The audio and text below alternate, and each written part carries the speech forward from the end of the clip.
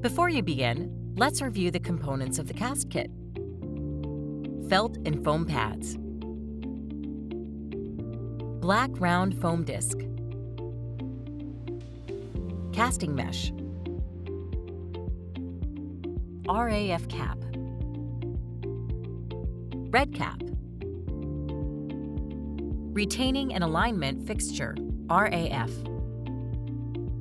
Now that you're familiar with the components, it's time to begin. To install the assembly on a cast, position the RAF assembly securely over the cast window.